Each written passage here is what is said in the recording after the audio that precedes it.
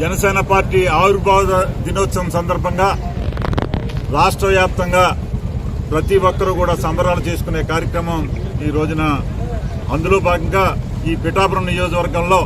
పవన్ కళ్యాణ్ గారి శాసనసభ్యులుగా రాష్ట్ర ఉప ముఖ్యమంత్రిగా